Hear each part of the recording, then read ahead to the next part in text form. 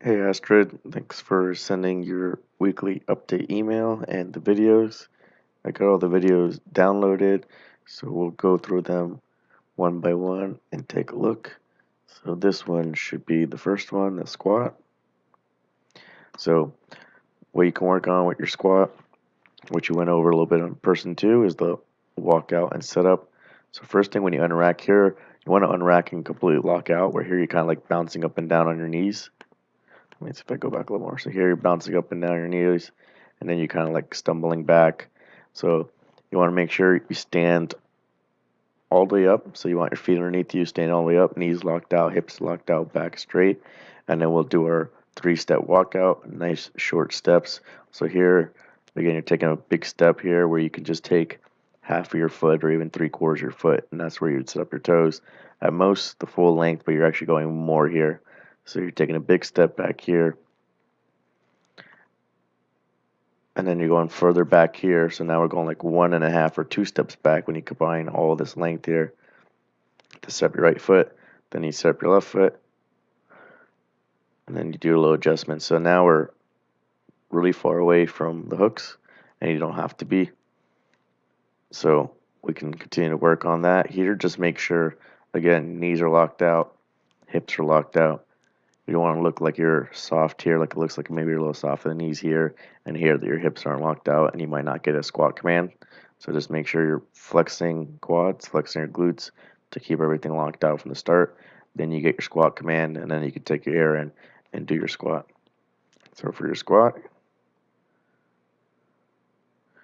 right here, depth is really good right here. The bar drips forward a little bit here, at least on the left side, but it's not too bad. And then you kind of come straight up to here, and then you kind of regain your position and go back to the right and finish up.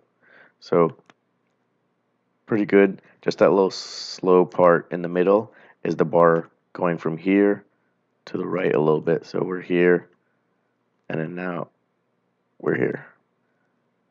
So that's why it just slows down a little bit as you go straight up and then kind of shift to your right, because you drifted forward a little bit on the way down. But overall, solid rep. And again, here, just make sure you're locked out the top, flex the quads, squeeze the glutes, make sure everything's locked out. All right, we'll go to our next video. We got our deadlift here.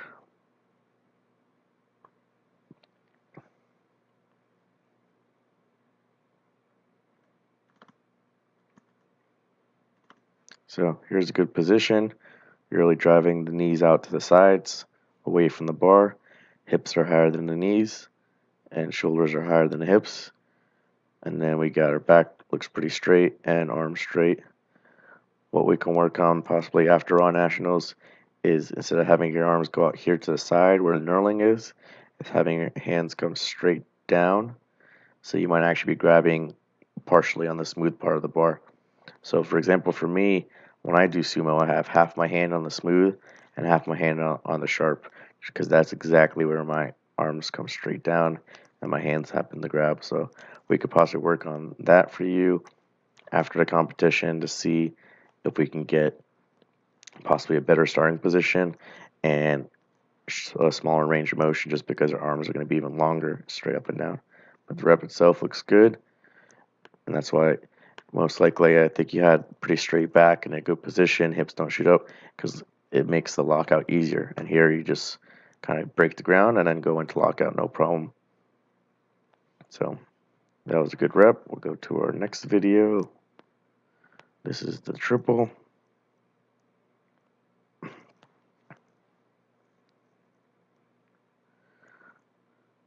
So this one's good too. Hips stay in position. You break the ground and it flies up into lockout. So again, just like that one, good position. So those are all perfect. Keep doing them that way. Let's take a look at your bench press.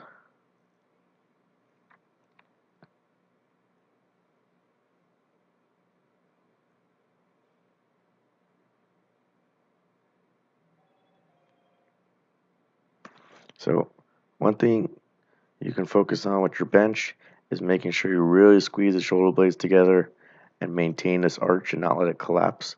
So you can see about here as you're bringing the bar out, you can see how much space there is here in your arch. So you got a nice big arch here, you can completely see through. And then as you're getting the hand off, you can see this has actually gotten smaller.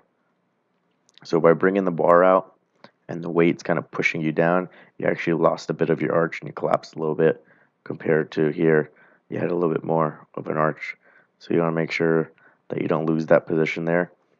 So as the person's giving the bar out to you, they're taking the weight. You really want to focus on squeezing these shoulder blades together and having the shoulder blades come down, and then continue to push your feet.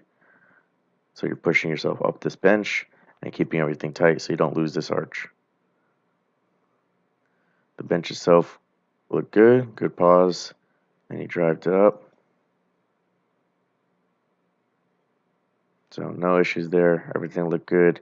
Just got to focus on keeping that arch, and you actually get maybe a little bit back here as you're bringing the bar down, but then when you go to press, it drops again a little bit. So this arch now got a little smaller, so this hole got smaller.